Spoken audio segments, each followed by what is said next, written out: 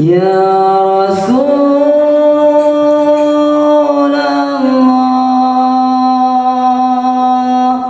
salamun alaik. Ya Rafi' asyani wa daraji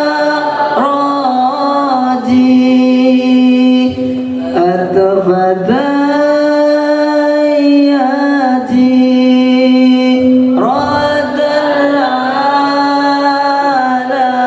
alamin. Ya uhailal judi wal karami. Sallu ala Nabi Muhammad.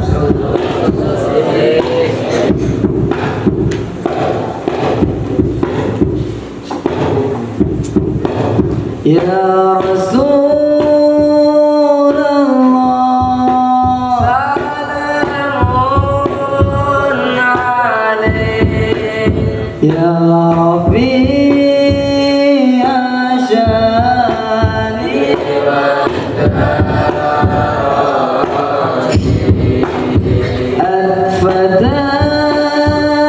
atfadayati radal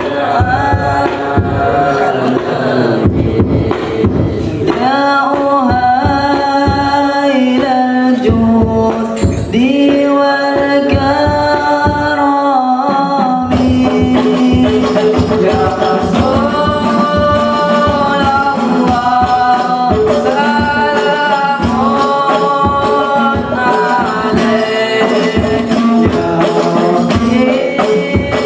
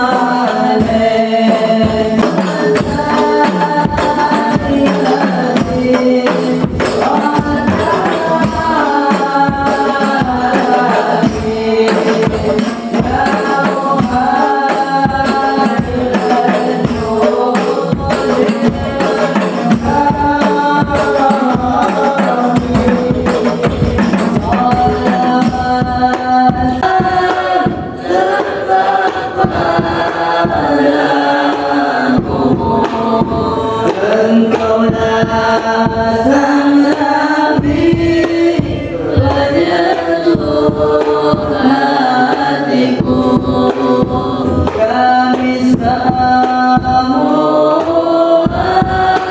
selalu rindu betapa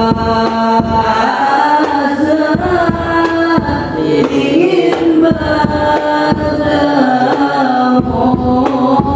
Datanglah wahai sang pujaanku,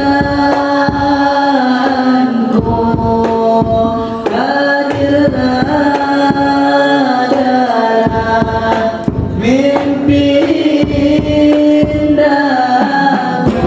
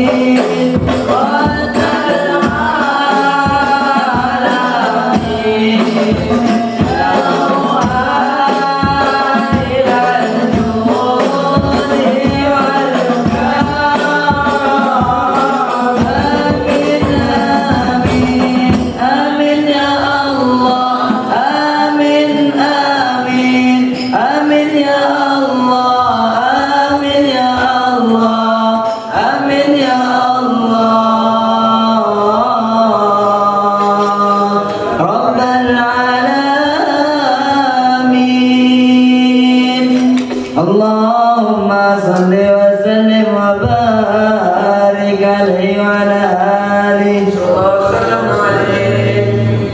Bismillahirrahmanirrahim. Bismillahirrahmanirrahim.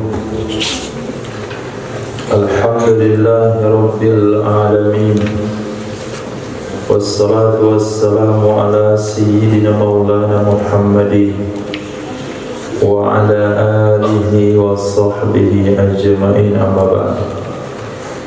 Rabbi yassir wa la tu'assir, Rabbi tammim bil khair. Rabbana shrah lana sudurana wa yassir lana umurana wa umurul muslimin wa hlul 'uqdatam min lisanina yafqahu qawlana. Bisanadina al-muttasili ila imamil khatimatil hufaz al-imam Jalaluddin As-Sayyuti rahimahullahu ta'ala, qaddasallahu sirrahu wa adaman nafa'a biulumihi ya barakatih wa nafahati ya madati ya karamati fid darin, amin. Nomor hadis 8063, diriwayatkan daripada Imam Tabrani dari Sayyidina Abi Umamah Al-Bahili radhiyallahu ta'ala anhu, Nabi sallallahu alaihi wasallam bersabda,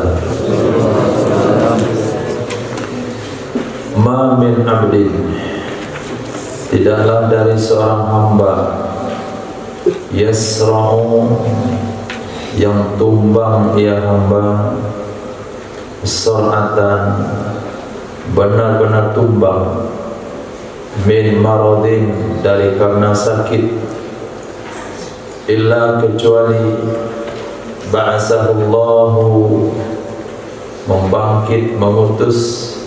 membangkit akannya hamba oleh Allah, minha, darinya tumbang, tahira, dalam keadaan suci dari dosa dan kesalahan. Jadi sakit yang menyebabkan seorang hamba tidak mampu berdiri dari tempat tidurnya, sakit menyebabkan hamba tidak bisa pergi kemana-mana. Ini makna yasra'u sur'atan. Tidaklah dia bangkit dari tempat tersebut, tidaklah dia sembuh dari sakit tersebut sehingga dia bisa berdiri, sehingga dia bisa berjalan, melainkan dia sudah bersih dari dosa dan kesalahan. Ma min abdin, tidaklah dari seorang hamba, yastar'ihi, yang menitipkan kepadanya hamba, yastar'ihi, yang menitipkan kepadanya hamba oleh Allah Subhanahu wa ta'ala, ra'iyatan, akan rakyat, ra'iyatan, akan rakyat, yamutu yauma yamutu, meninggal ia hamba pada hari dia meninggal, yamutu yauma yamutu, meninggal ia hamba pada hari dia meninggal, wa huwa ghassun, padahal dianya hamba menipu bagi rakyatnya, wa huwa ghassun li ra'iyati, padahal dianya hamba berbohong kepada rakyatnya, menipu rakyatnya, kecuali haramallahu alaihil jannata, mengharamkan oleh Allah Subhanahu wa ta'ala di atasnya hamba akan surga. Alhamdulillah, dari sekian banyak pemimpin di Indonesia, tidak ada yang meninggal di hari kepemimpinannya. Artinya kalau dia meninggal setelah selesai dari jabatan, tentu dia akan bertobat, mungkin dapat musibah, dapat penyakit, dapat kejahatan, dapat hujatan, dapat ghibah dari segi rakyatnya. Itu mungkin bisa mengurangi dosa-dosanya. Tapi kalau sekiranya dia meninggal pada hari dia memimpin, pada saat itu rakyat tidak bisa menghujat, dia menipu, dia bohong, maka Allah haramkan dia dari surga. Maka hadis ini berlaku kepada khalifah-khalifah yang penggantiannya kalau sudah mati, yang penggantiannya kalau sudah mati raja sebelumnya. Ini sangat berbahaya. Tapi kalau masa jabatan 5 tahun, 10 tahun, ada kemungkinan hidup setelah menjabat setahun 2 tahun, bisalah dia bertaubat, bisa dia kembali kepada jalan yang benar. Ada kemungkinan dosanya diampuni oleh Allah Subhanahu wa ta'ala. Tapi kalau meninggal di hari memimpin dalam kondisi berbohong, dalam kondisi menipu rakyat, maka Allah akan haramkan kepadanya surga. Hadis riwayat Imam Bukhari dan Muslim. Ma min abdin, tidaklah dari seorang hamba, yakhtubu, yang berkhutbah ia khutbatan, akan satu khutbah, yang berkhutbah ia akan satu khutbah, kecuali Allahu sa'iluhu anha, Allah akan bertanya kepadanya, kecuali Allah Subhanahu wa ta'ala akan bertanya kepadanya, anha, tentangnya khutbah, Apa yang Allah tanyakan kepada orang tersebut?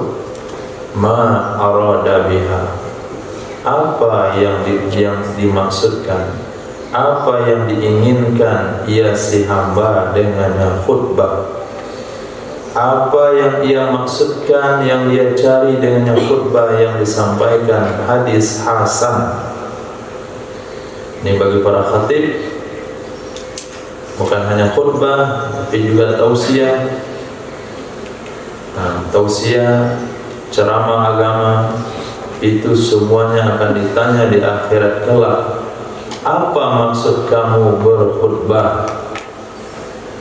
Apa maksud kamu berceramah? Apa maksud kamu mengambil jadwal-jadwal yang ditawarkan? Akan ditanya satu persatu.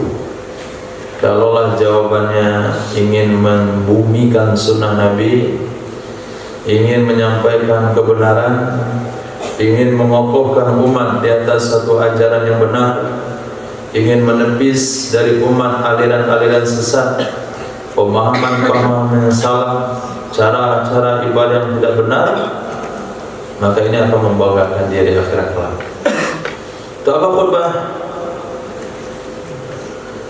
Saya khutbah supaya umat tahu bahwasanya maulid Nabi bukan bid'ah. Saya khutbah supaya umat tahu bahwasanya akidah Allah di langit itu sesat. Saya berkhutbah, berceramah supaya cara sholatnya benar. Tapi kalau dia berkhutbah hanya sekedar hitung-hitungan, saya berkhutbah untuk mencari pemasukan, saya berkhutbah untuk mencari PT. Ini akan ditanya di akhirat kelak. Maka perlu niat yang benar dalam menyampaikan agama. Sekarang bulan apa? Bulan Muharram. Apa yang penting dalam bulan Muharram? Hijrah. Lalu kita sampaikan materi khutbah tentang hijrah. Apa tujuannya?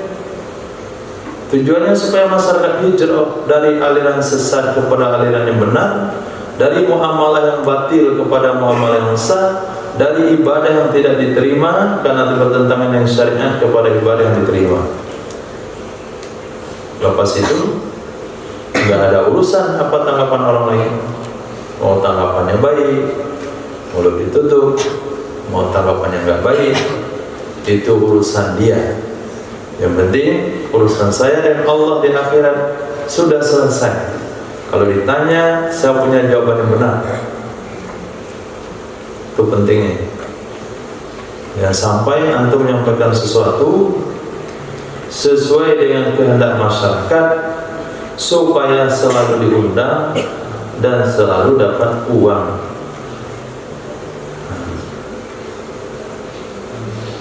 Sudah.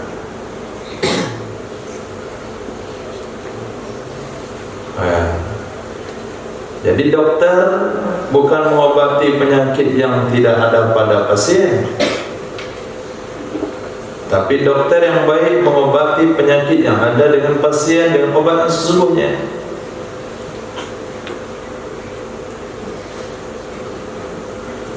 Kalau penyakitnya adalah penyakit riba, obati dengan dalil-dalil riba. Kalau penyakitnya adalah penyakit korupsi, dengan dalil korupsi. Jangan ceramah di perkantoran judulnya adalah bersedekah. Nggak ada gunanya ceramah di perkantoran dalilnya sedekah. Sering mereka sedekah, tapi ceramah di perkantoran adalah jangan korupsi. Itu penyakitnya di situ. Nah, sedekah ceramah di kampung-kampung, itu penyakitnya. Jangan ceramah korupsi di kampung. Apa yang dikorupsi oleh masyarakat petani? Enggak sholat, iya. Enggak bayar zakat, mungkin. Enggak mau sedekah, sering. Tapi kalau pejabat, sedekah sering. Waktu kampanye dia sedekah karpet. Sumbang ini, sumbang itu. Tapi yang penting bagi pejabat itu adalah makanan halal. korupsi nggak dengan uang yang ada. Itu mengobati penyakit sesuai dengan penyakitnya. Dia sakit jantung, antum kasih obat sakit kepala, nanti antum akan bertanggung jawab di akhirat kelak. Ma min abdin, tidaklah dari seorang hamba yaqtu khutwatan, yang ia melangkah akan satu langkah. Yaqtu khutwatan, yang ia melangkah akan satu langkah, kecuali su'ila anha, dia akan ditanya tentang langkah tersebut.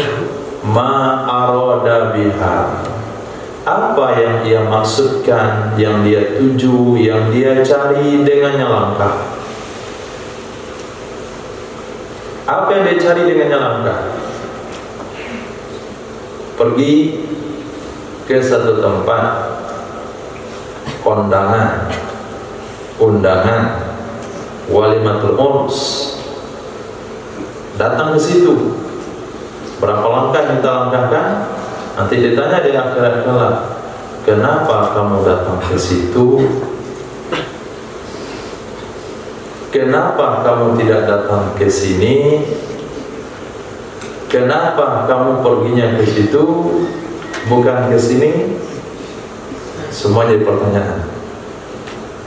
Antum melangkah dari aula ke kamar, su'ila anha, ditanya langkahnya, untuk apa melangkah ke kamar?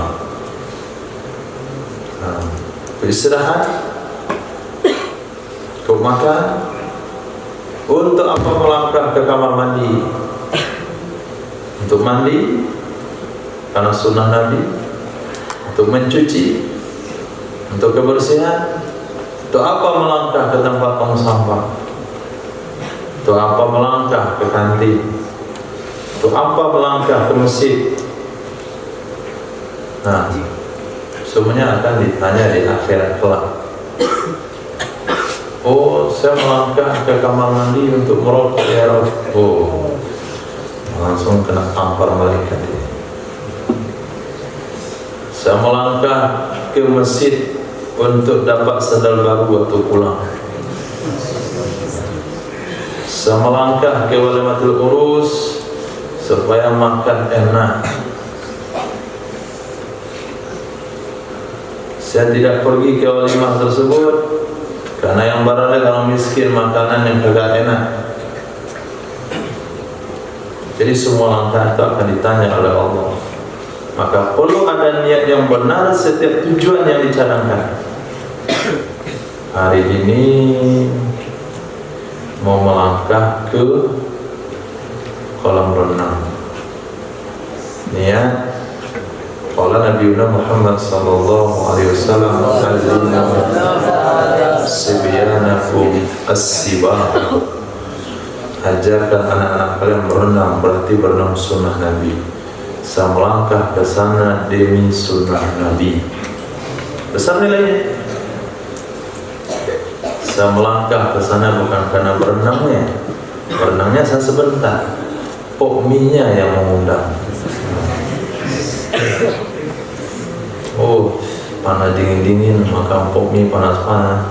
Nah.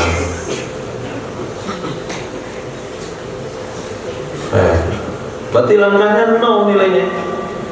Jadi langkahnya santri ke kolam renang tidak bedanya langkahnya kambing kepada rumput, hanya urusan perut. Tapi kalau tujuannya as-sibah, itu ada nilai pahalanya. Nah, niat orang pergi berenang untuk sibah, niat orang pergi berenang untuk supaya bisa makan mie. Walaupun yang niatnya berenang untuk sunnah bisa makan mie juga, tapi pulangnya beda. Satu pulangnya dengan pahala, yang satu pulangnya dengan nilai kosong melompong. Itu perlunya niat yang benar.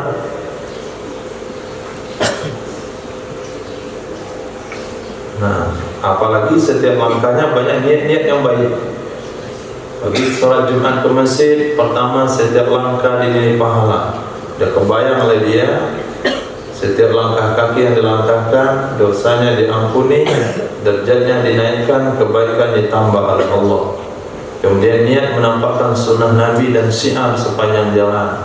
Kemudian mau iktikaf di masjid, mau selawat sebanyak-banyaknya, mencari tempat yang masjidnya sepakat ulama sholat yang sah. Itulah alasan-alasan dia bagi keijtihad. Bukan pulang ada Jumat berkah. Kalau pulang niat Jumat berkah, itu sama langkahnya langkah sapi keluar dari kandang untuk isi perut.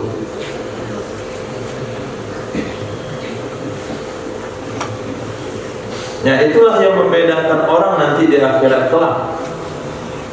Derajatnya di akhirat kelak berbeda di sisi Allah karena niat-niat kebaikan yang banyak. Maka tanamkanlah dalam hati niat-niat yang baik dalam segala hal. Ma min abdin muslim, tidaklah dari seorang hamba yang muslim, tidaklah dari seorang hamba muslim kecuali lahu babani, bagi hamba tersebut ada dua pintu fis samai di langit. Ada dua pintu di langit. Babun yanzilu minhu rizquh, pintu yang turun darinya pintu oleh rizkinya hamba.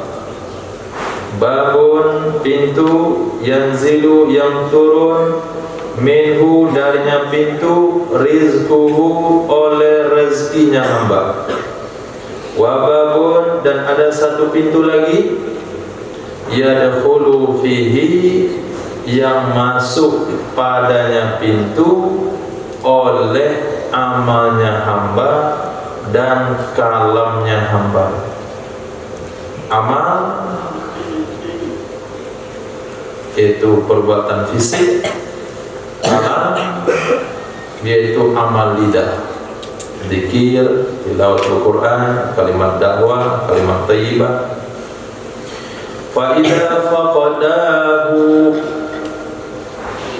maka apabila kehilangan oleh dua pintu tersebut,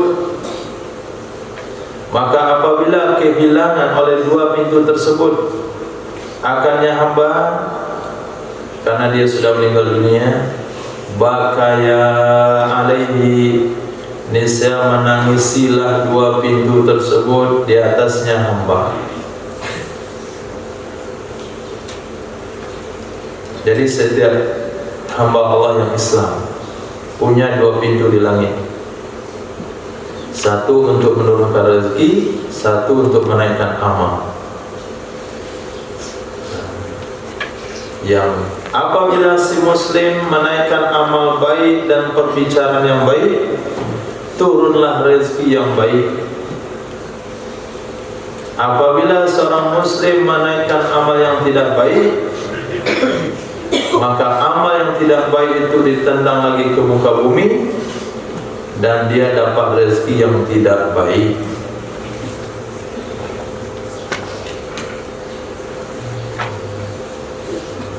Maka dijaga sholat sebaik-baiknya supaya masa depan antum baik.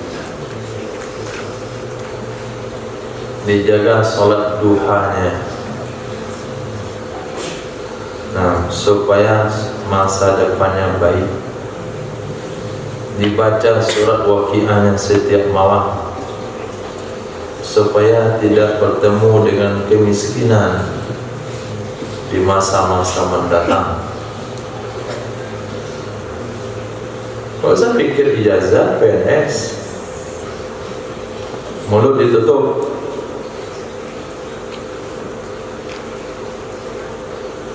Yang sunnah kecil nggak bisa dibuat.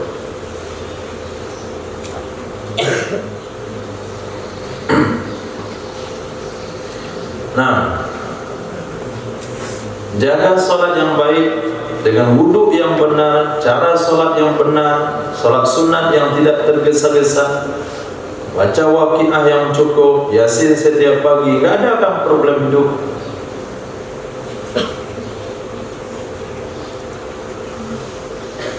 Tapi kalau masih berpikiran, oh kalau saya nggak punya ijazah nanti nggak dapat pekerjaan, nggak ada jaminan masa depan, itu pemikiran Belanda ya.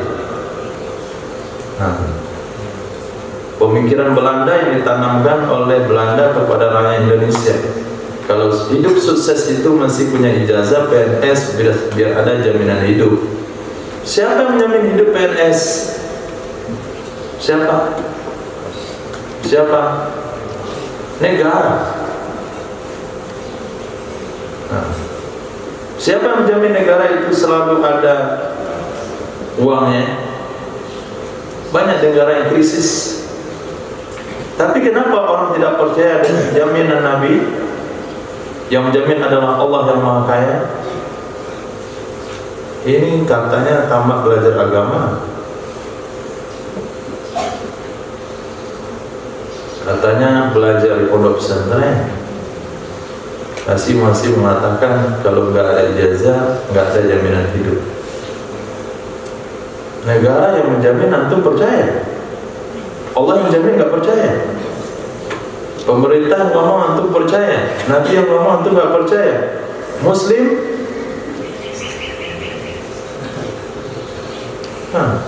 Muslim itu bukan.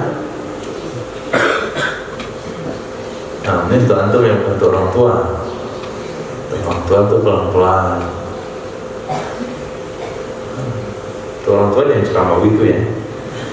Nah, tapi kalau orang udah mengaji setiap pagi, setiap sore, masih percaya dengan jaminan-jaminan makhluk, tidak percaya dengan jaminan Allah, itu pertanyaan, antum Muslim?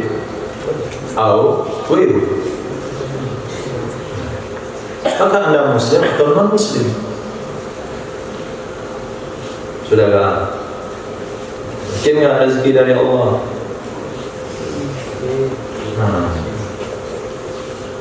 Maka apabila dia memiliki amal baik, naiklah amal baik yang lewat pintu tersebut.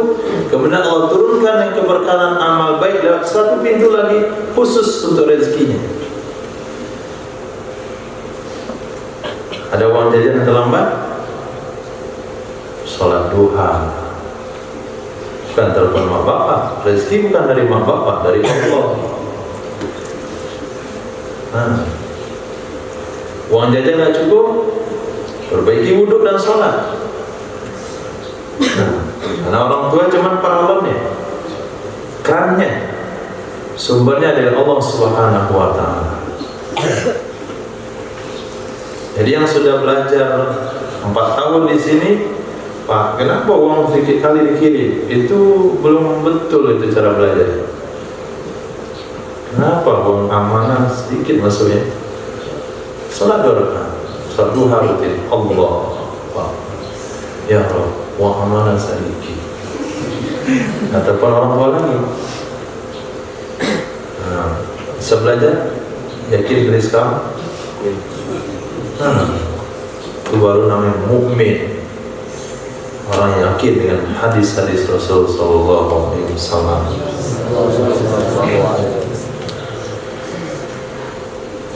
Ma min abdin, tidaklah dari seorang hamba. Ma min abdin, tidaklah dari seorang hamba. Min ummati, dari umatku. Yusalli alayya, yang dia bersolawat kepadaku. Salatan, akan satu selawat.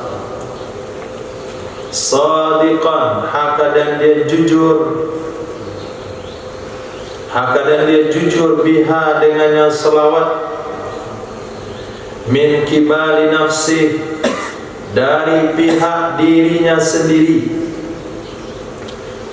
Terbesit keinginan berselawat dari dirinya sendiri, kecuali sallallahu ta'ala alaihi,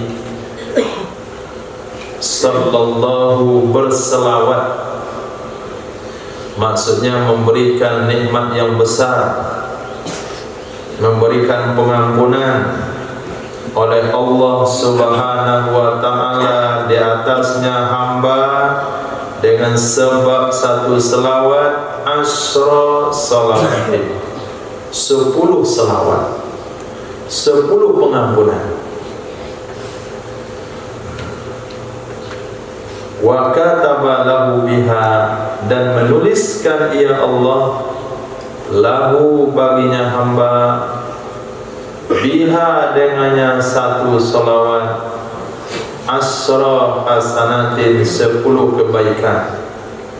Wa maha, dan menghapuskan ia Allah biha dengannya 1 salawat anhu darinya hamba asra sayyiatin 10 kesalahan.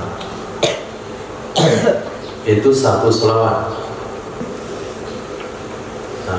Allah berikan dia nikmat khusus 10. Allah ampuni kesalahannya 10. Allah tulis kebaikan baginya 10. Nah, kalau 10 dia dapat 100. Kalau 100 dia dapat 1000.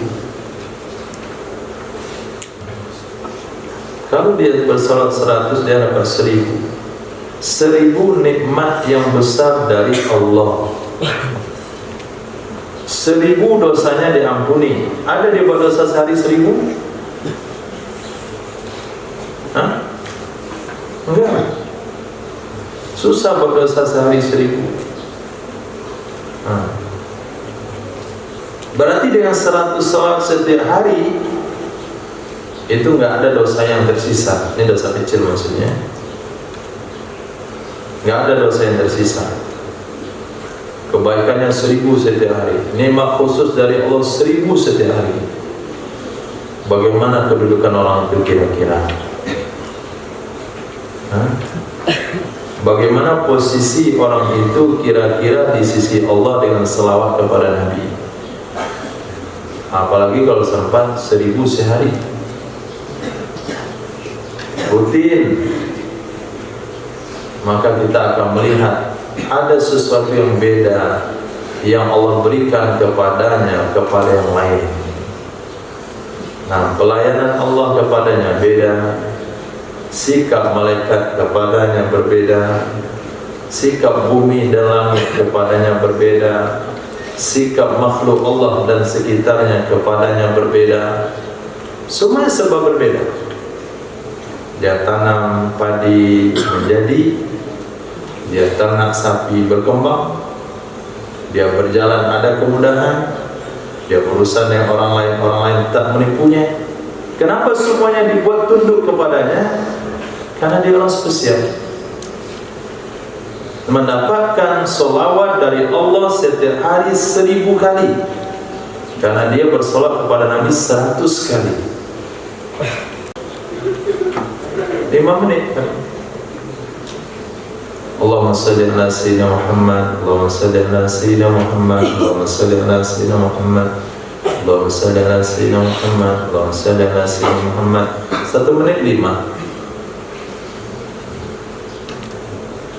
1 menit 5 kali. 120 menit, 20 menit, 15 menit. Tutup mulut.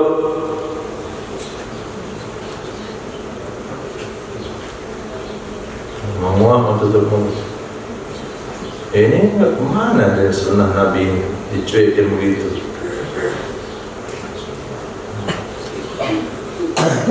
Siapkan jeruk besok. Menguap, minum air jeruk pagi. Kenapa mulutnya itu enggak tahan dengan Nabi? Mulut siapa yang memiliki? Mulut umat Nabi atau mulut penantang Nabi?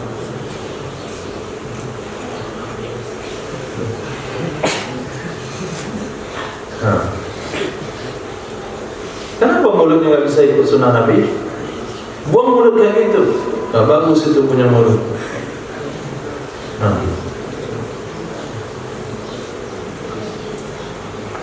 Nah tak tangan itu saja, apa susahnya?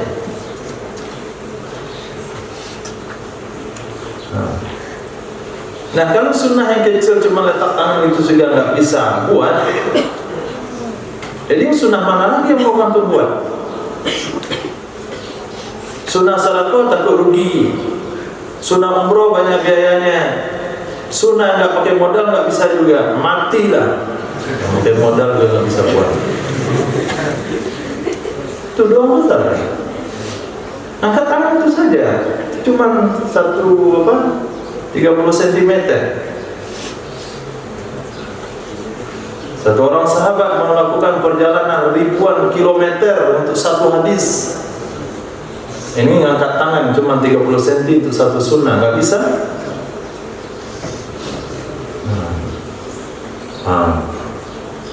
Jadi kalau ulang lagi mengamuk lagi itu untuk mendengarnya. Hadis berikutnya, ma min abdin, tidaklah dari seorang hamba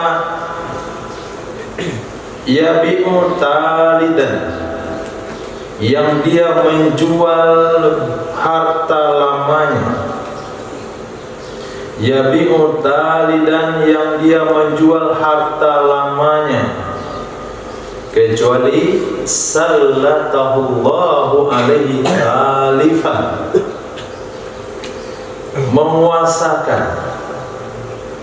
menguasakan atau menimpakan oleh Allah kepadanya akan talif, kehancuran. Talifan, kehancuran.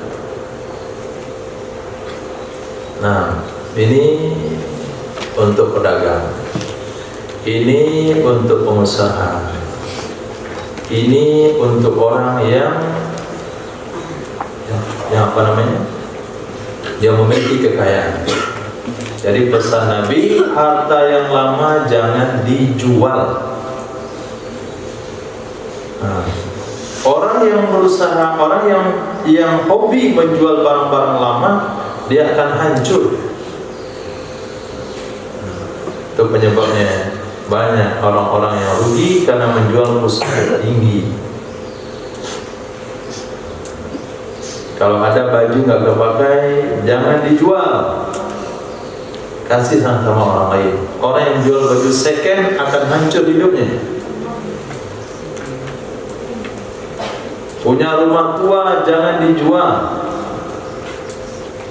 Punya mobil lama sekali sudah dibeli, jangan dijual. Dia berusaha dengan mobil lamanya. Mobil lamanya ini dulu dia jual cendol di mobil itu, kemudian dia ngampas pakai mobil itu. Sekarang sudah punya kedai, mobilnya ada banyak yang bagus, yang lama itu jangan dijual. Nah, ini konsep hidup. Ada toko kecil, sekarang sudah punya toko besar, yang kecil itu jangan dijual. Nah, kalau nggak mau kasih ke orang saja, jangan dijual. Dia hadisnya berbaik. Siapa yang menjual hartanya yang lama, maka Allah akan timpakan kepadanya talifan, kehancuran. Maka Nabi tidak mengajarkan kita menjual barang-barang lama.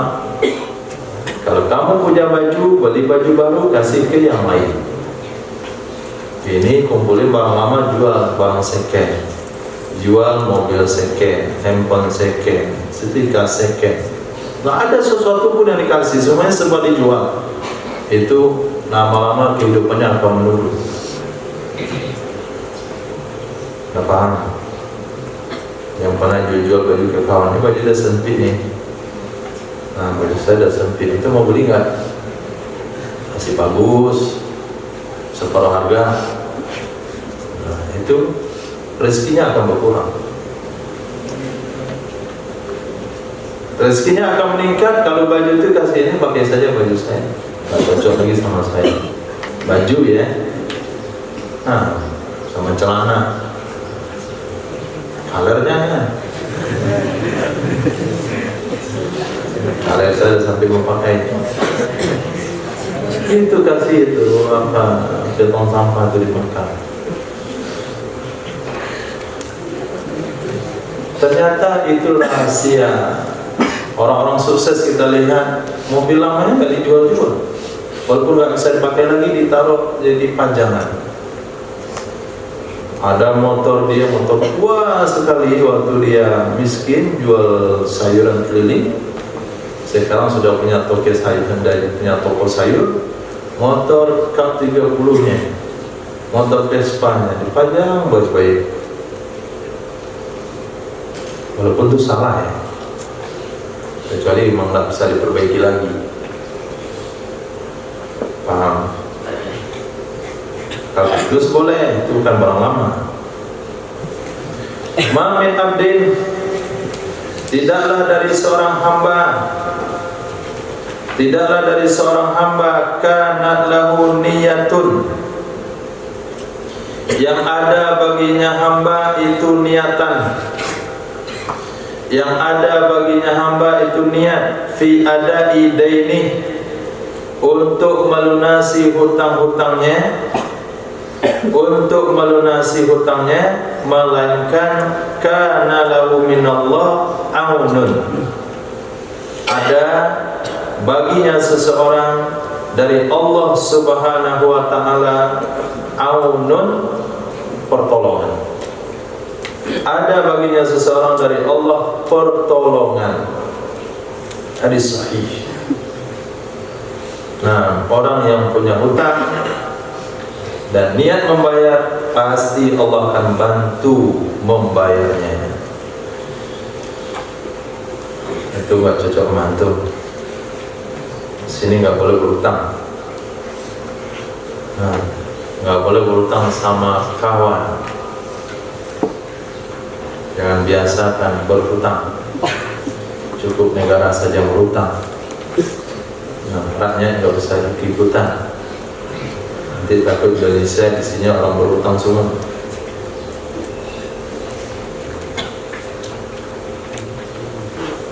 Orang yang menahan diri dari hutang hanya untuk sekedar makan dan minum, bukan perkara yang darurat, maka Allah akan jaga dia dari hutang. Tapi siapa yang pernah membuka bab hutang dalam hidupnya, gampangan dia dalam berhutang, maka dia akan hidup dari hutang ke hutang, hutang ke hutang. Masuk uang bulanan, uang jajan bulan ini, bayar hutang bulan lalu, untuk bulan ini buat hutang baru. Masuk bulan depan, bayar hutang bulan ini, untuk bulan depan buat hutang baru. Kalau dari sekarang sudah punya kebiasaan seperti itu, nanti dia berhutang di satu kedai, pindah ke kedai yang lain. Kalau udah habis kedai itu dia hutang, dia pindah ke kampung lain. Nah, tidak boleh membiasakan diri dalam hutang, kecuali darurat. Nah,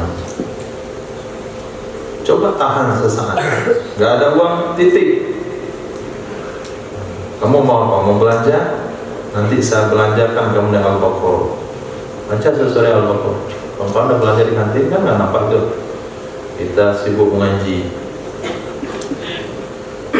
Sekali saja dibuat menahan keinginan itu tidak berhutang, maka Allah akan hilangkan kebiasaan berhutang. Tapi sempat dibuka satu kali saja, dia akan keasikan dan terus silih berganti sampai mati. Nah, hobi berhutang.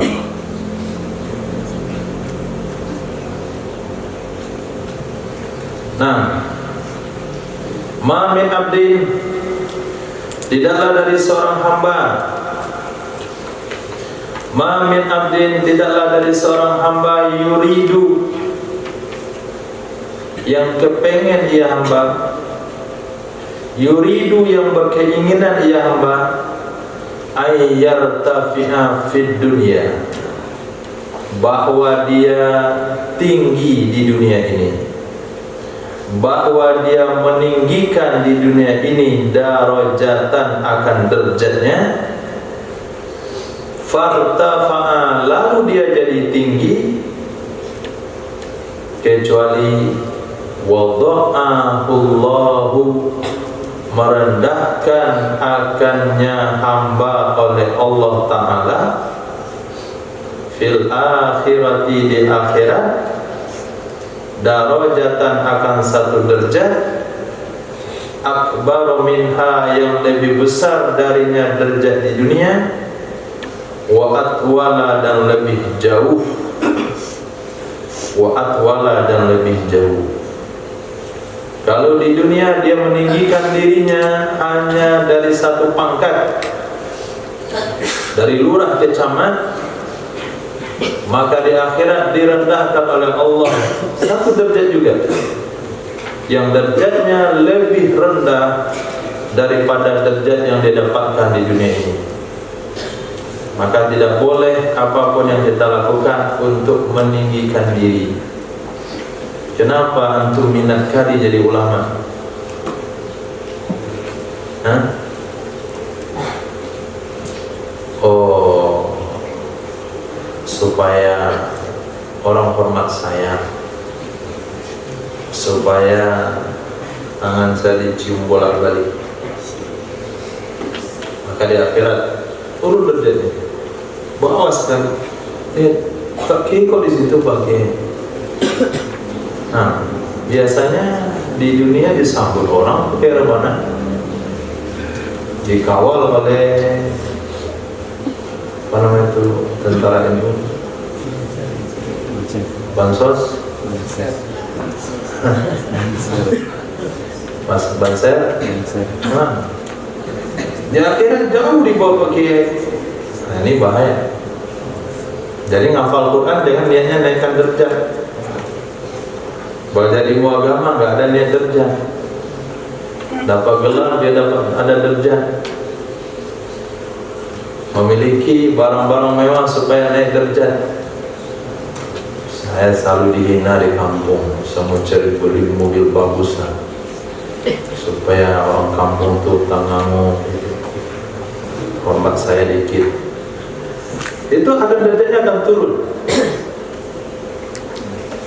Nah, saya mau pakai jubah, dia orang hargai saya. Nah, beli sorban bagus.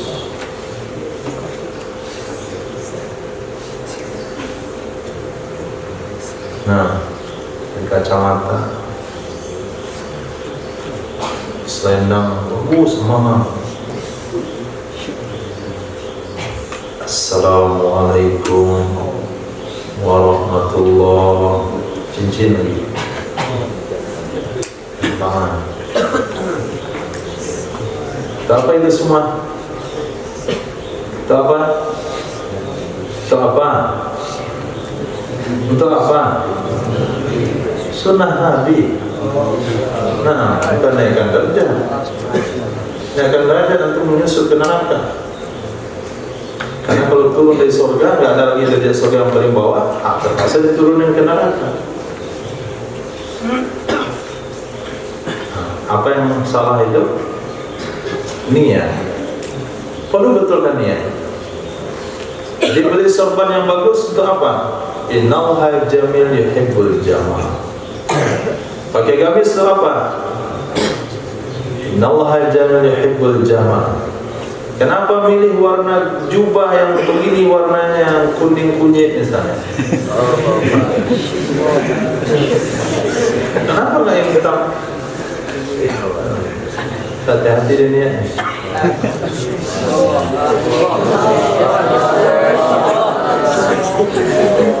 Contoh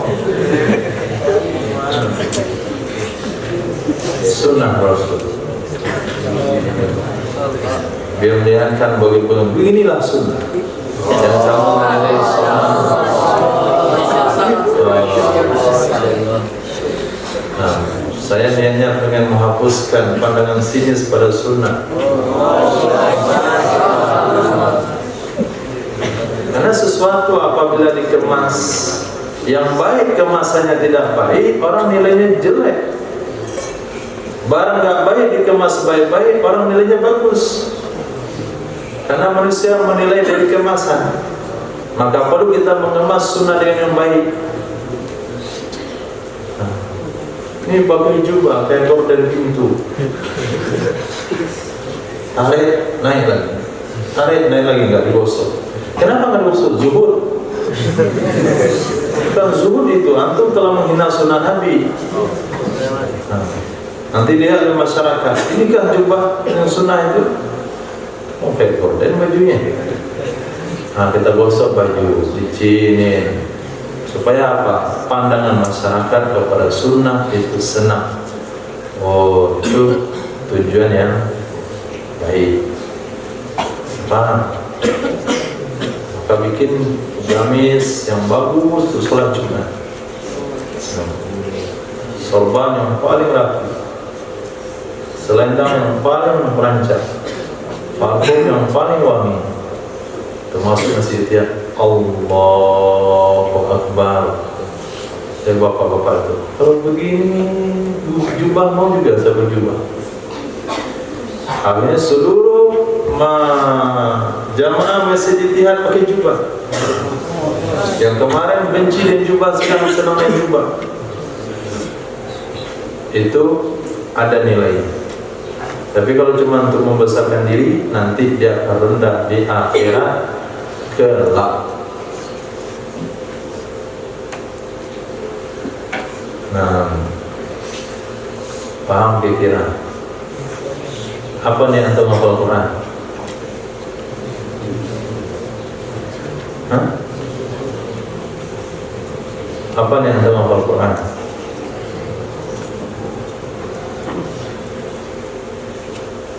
Ada niat?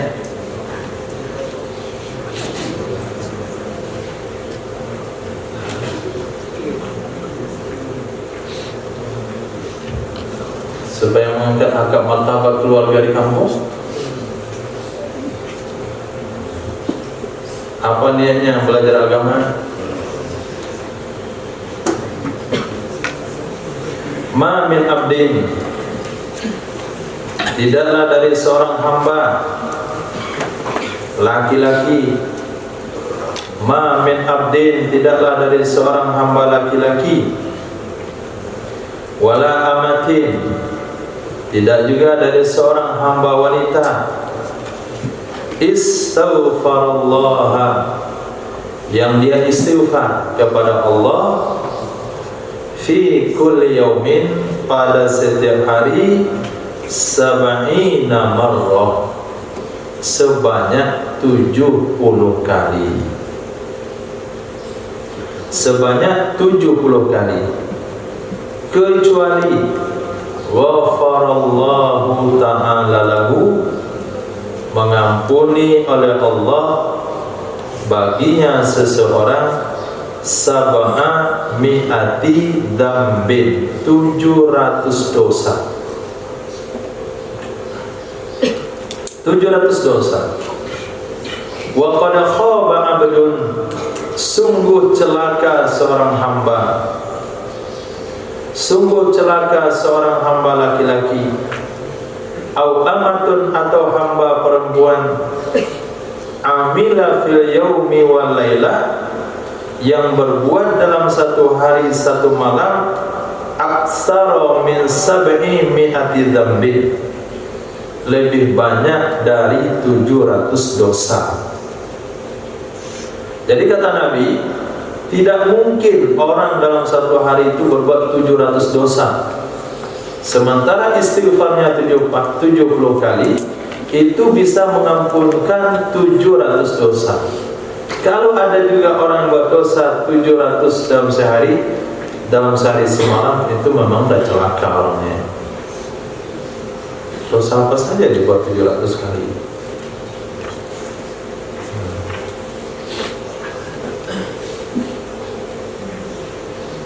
Paling dosa di subuh hari mengantuk pikiran.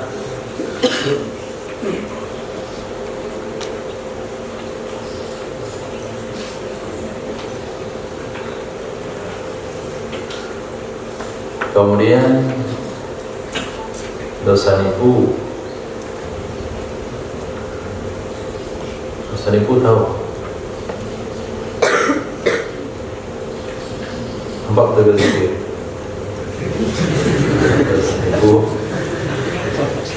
Terus alasan sholat subuh paling 7 kali dia nipu petugas zikiran. Yang ada lah sampai 700 sehari. Ma min abdin, tidaklah dari seorang hamba, yasjudu, yang dia bersujud, fayaqulu, lalu dia katakan begini, Rabbi ufirli,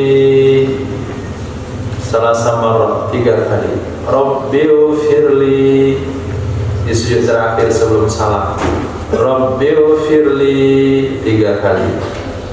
Kecuali ghafarolahu qabla an yarfa'a ra'sahu, mengampuni ya Allah subhanahu wa ta'ala baginya seseorang sebelum dia mengangkat kepalanya. Sebelum dia mengangkat kepalanya. Nah, ini amalan mudah dibuat. Sisihkan waktu setengah menit setelah imam bangkit dari sujud akhir, antum terlambat setengah menit. Baca ini 3 kali, Rabbighfirli, Rabbighfirli, Rabbighfirli. Gak sampai setengah menit, sepertiga menit mah. Rabbighfirli, Rabbighfirli, Rabbighfirli. Sebelum dia angkat kepalanya tempat sujud, Allah katakan, dosamu telah diampuni semuanya. Baik, bisa dibuat? Ma min abdin, tidaklah dari seorang hamba, yusalli alaiha, yang berselawat kepadaku, yusalli alaiya, yang berselawat kepadaku, kecuali salat alaihil malaikatu, berselawat kepadanya hamba oleh para malaikat. Berselawat kepadanya hamba oleh para malaikat, bukan karena selawat hamba tersebut, tapi karena orang yang diselawati oleh hamba tersebut, yaitu Sayyidina Muhammad sallallahu alaihi wasallam. Nah, jadi dia mendapatkan selawat malaikat karena dia berselawat kepada Nabi Muhammad, bukan karena dia selawatnya, bukan karena selawatnya, tapi karena Nabi Muhammadnya. Madama yusalli alayya, selama dia berselawat kepadaku, selama dia berselawat kepadaku, falyukillal abdu min dzalik, maka hendak menyedikitkan oleh hamba dari demikian selawat, au liyukthir, atau hendak dia memperbanyaknya, itu terserah dia. Mau disedikitkan silakan, mau diperbanyak silakan, tapi selagi kamu berselawat, malaikat akan berselawat kepadamu. Hadis sahih riwayat Imam Ahmad dan Sunan Ibnu Majah. Mungkin karena kesibukan pembelajaran, sedikit waktu untuk berselawat. Paling enggak Jumat itu waktu sediakan untuk berselawat khusus sebanyak-banyaknya. Nah, jangan hanya satu Jumat saja, rutin sebanyak-banyaknya. Di dalam kitab apa yang kita baca kemarin,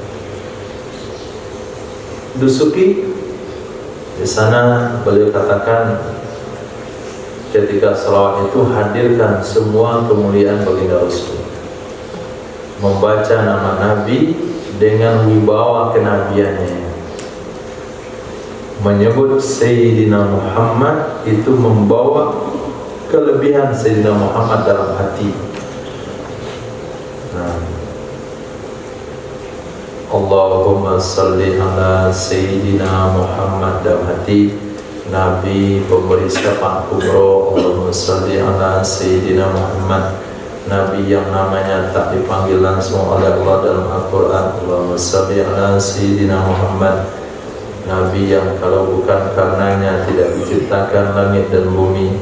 Allahumma salli ala Sayyidina Muhammad, Nabi yang diharamkan Nabi lain masuk surga kecuali beliau masuk surga. Allahumma salli ala Sayyidina Muhammad, Nabi yang menjadi rahmatan lil alamin. Allahumma salli ala Sayyidina Muhammad, Dengan kalimat Muhammad, Muhammad dibayangkan alisnya, matanya, giginya, bibirnya, kumisnya, telinganya, semuanya. Itu baru berselawat yang sempurna. Tapi kalau Allahumma shalli ala sayyidina Muhammad, Allahumma shalli ala sayyidina, di masjid ini Ittihad, Allahumma shalli ala sayyidina Muhammad, yang kebayang adalah barokat apa salat. Allahumma shalli ala sayyidina Muhammad, ada nggak mie nanti di pinggir jalan itu? Allahumma shalli ala sayyidina Muhammad, datang nggak bapak saya sekarang? Allahumma shalli ala sayyidina, kita janji bahwa yang tertelur nggak jadi. Allahumma shalli ala sayyidina Muhammad, mana ada maksud belum? Nah kalau itu lain ucapannya, lain pula di hatinya, itu selawat juga sih. Ada pula nilainya, tinggi juga nilainya daripada orang yang diam aja di masjid. Diam di masjid lebih tinggi pula nilainya pada orang ngobrol di masjid. Tapi selawat yang sempurna itu ketika hati mengatakan Allahumma sholli ala sayyidina Muhammad. Nah, apa tadi itu? Kekasihku, dambaanku, pemimpinku, jiwa baktiku, pelipur mataku, orang yang aku cintai, orang yang aku ikuti, orang yang aku harapkan syafaatnya, orang yang aku itu jejak kehidupannya, itu semua dalam hati. Jadi jangan keluar hatinya daripada Syama'il Muhammadiyah ketika mengucapkan kalimat sholawat. Itu kalau mau menaikkan kualitasnya, jangan hanya kuantitasnya saja, kualitas sholawat juga harus ditingkatkan. Tinggal asik dia.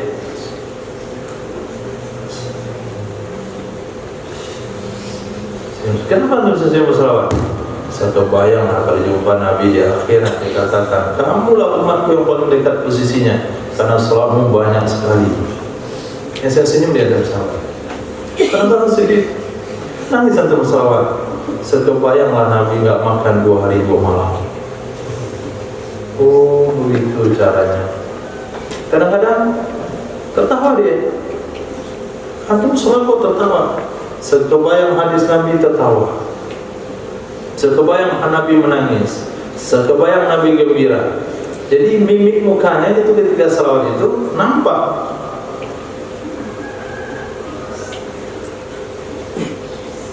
Tapi kalau dia baca salawat lalu ngangguk-ngangguk, itu kasur yang kebayang itu. Kayak yang dewasa, nah boleh ditingkatkan kualitas salawatnya. Ma min abdin mu'minin,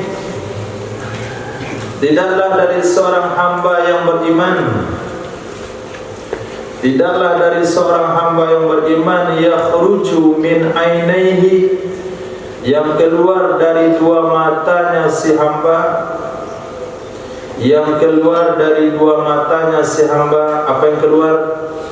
Minad dumu'i, dari air mata. Minad dumu'i, dari air mata. Mislu ra'sil dzubab, seperti kepala lalat. Keluar air matanya seperti kepala lalat. Nah, lihat lalat. Nah, sebesar apa kepalanya?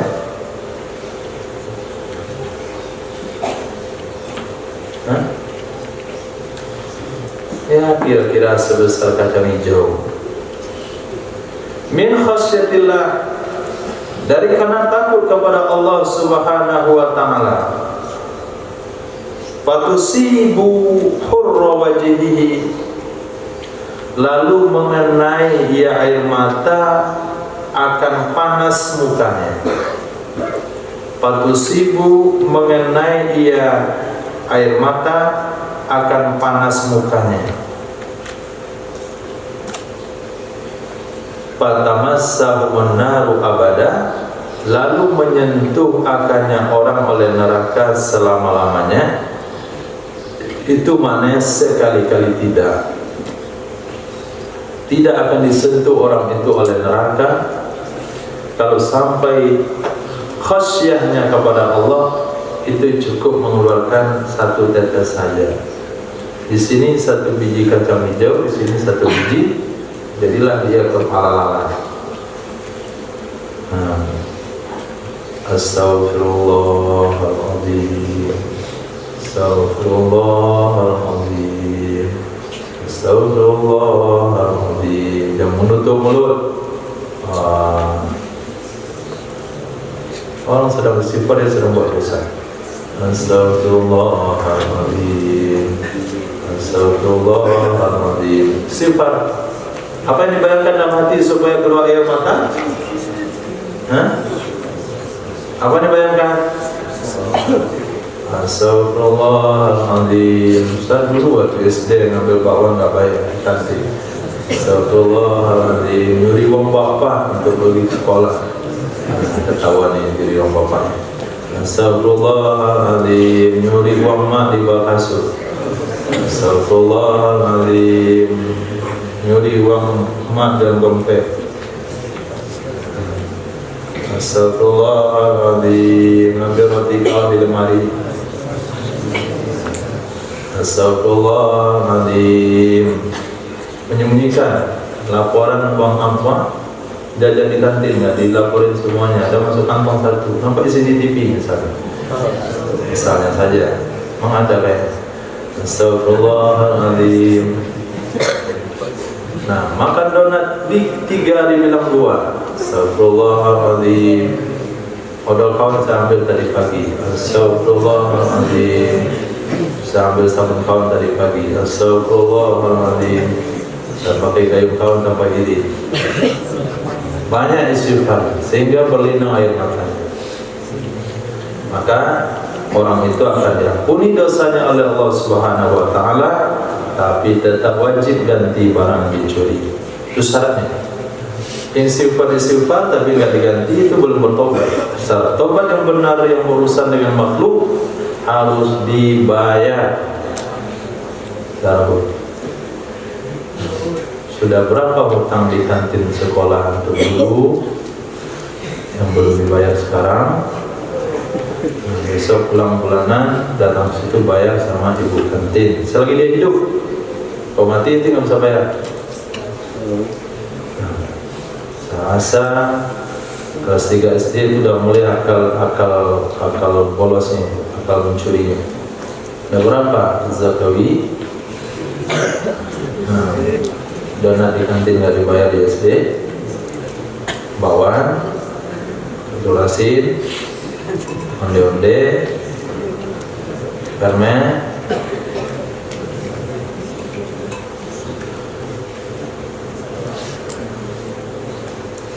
ma min abdin, tidaklah dari seorang hamba ubtulia, yang dicoba ia hamba.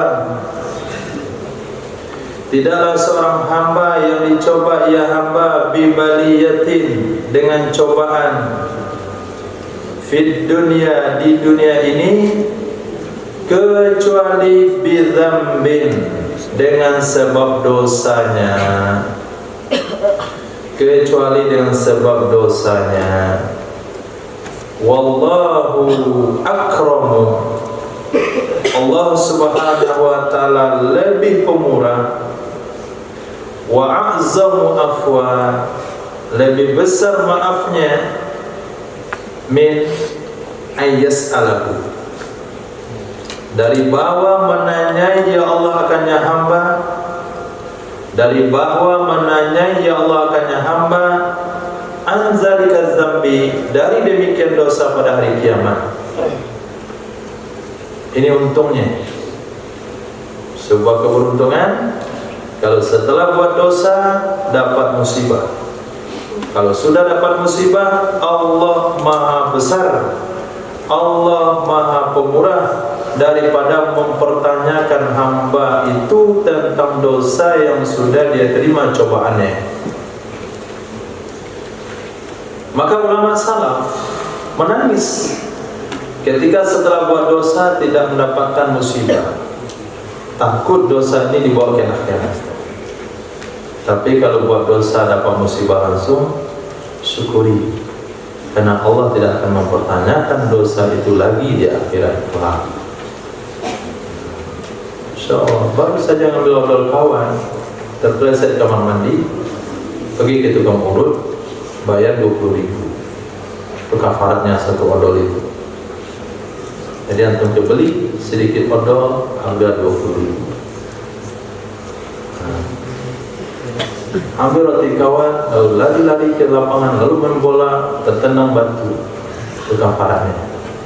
Berarti enggak ditanya lagi di akhirat kelak dosa itu, tapi wajib ganti rotinya. Hadis hasan. Jadi setiap musibah yang diterima oleh seorang hamba itu pasti karena dosanya. Sehingga ulama salafun saleh katakan, saya tahu saya sedang berdosa ketika perangai keledai saya itu ketika perangai keledai saya itu tidak baik dengan akhlak dari budak saya. Maka ketika ketemu masalah, mikir apa dosa saya.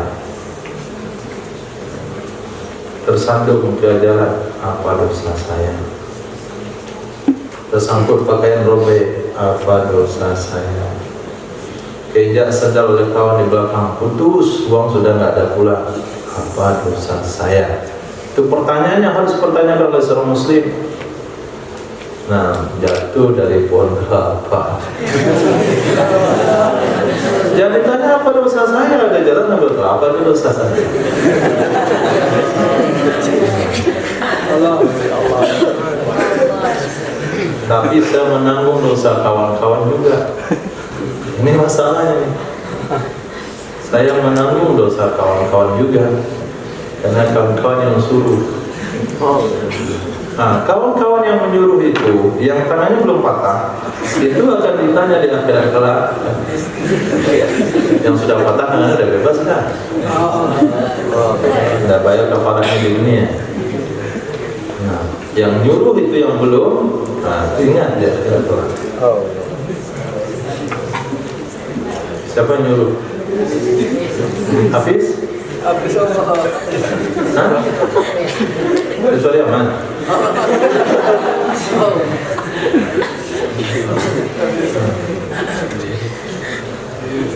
Masya Allah. Itulah kehidupan. Jadi harus mengetahui seluk-beluk kehidupan. Baginda Rasulullah SAW mengajarkan kepada kita hakikat kehidupan. Jadi musibah itu kenapa? Ya karena dosa. Berarti seorang muslim ketika ditimpa musibah mesti bertanya apa dosa saya. Nah, jangan ketika sendal diinjak oleh kawan lo katakan kamu melihat matanya. Sengaja Allah buat matanya melihat karena kamu berdosa. Nah, jadi fokus kepada perbaikan diri. Kejedok dan tembok, sandung batu, kaget. Itu pertanyaan apa dosa saya?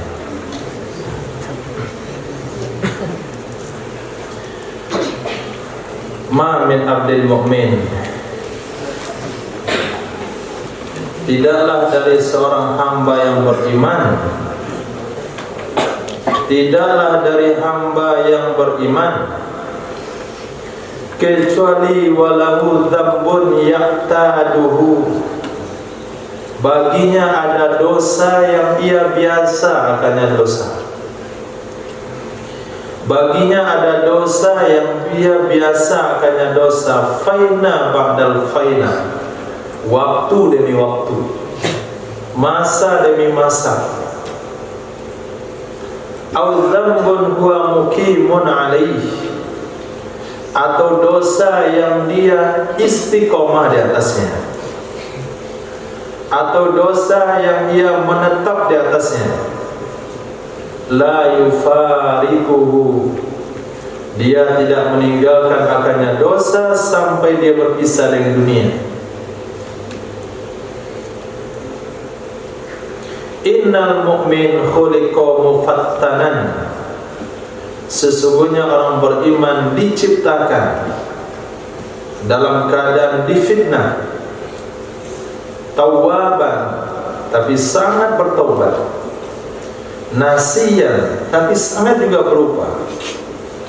Idza dzukira dzakara, apabila diingatkan dia mau ingat. Nah, ini sudut pandang kita. Sudut pandang kita kepada orang beriman. Jadi tidak ada orang beriman itu yang terbebas dari dosa secara total. Setiap orang beriman dia punya dosa langganan yang dia lakukan waktu demi waktu, bahkan bukan waktu demi waktu, tapi dia istiqomah dari dosa tersebut sampai dia meninggal dunia. Karena orang beriman itu diciptakan oleh Allah difitnah dalam berbuat dosa, tapi dalam waktu yang sama dia bertobat kepada Allah. Di waktu yang sama juga dia pelupa. Baru pagi tadi bertobat, zuhur dia buat lagi, asar bertobat, malam dia buat lagi. Yang penting apabila diingatkan dia mau ingat. Jadi gak usah berpandangan sinis kepada orang-orang yang berbuat dosa. Apa saya nuntut tobat sambalado, buat dosa tobat, buat dosa tobat, buat dosa tobat. Ya memang setiap orang beriman dia punya dosa yang dia diciptakan, difitnah untuk dosa yang satu itu.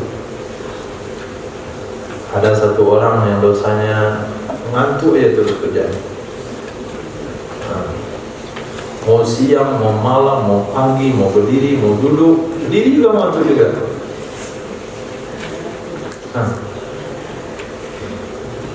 Itu dosanya khusus untuk dia saja. Ada juga pokoknya kalau tiap hari itu pasti menyinggung perasaan orang aja dia. Tapi sholatnya bagus, azan,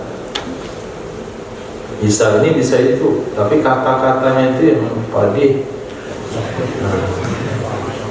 Nah, itulah dosa khas untuk dia. Itu dia diciptakan dan satu dosa itu saja. Ada yang ngambil odol orang aja tiap hari, nggak punya modal itu. Terus sampai mati kayak gitu ntar.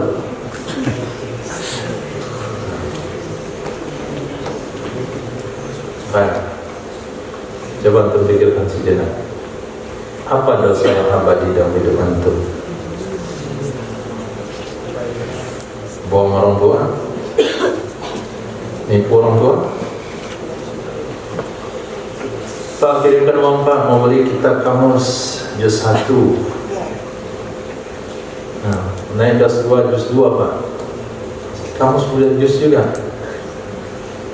Nah, bapaknya juga nggak tahu soal itu, jadi kirim saja uang. Sampai 5 juz kamusnya.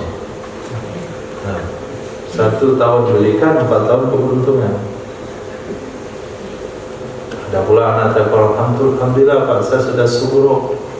Sudah selesai setelah 30 juz. Kata bapaknya lanjutkan ke juz 31.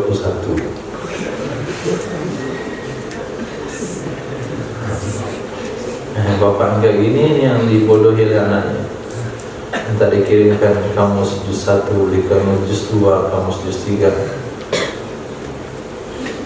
Itu ada juga dosa anak kayak gitu. Nipu orang tua tiap waktu. Sana pun pasti nipu. Ada juga asal nelpon pasti minta uang. Asal nelpon pasti nyakitkan hati. Asal nelpon pasti mengganggu perasaan. Jadi, itu apa?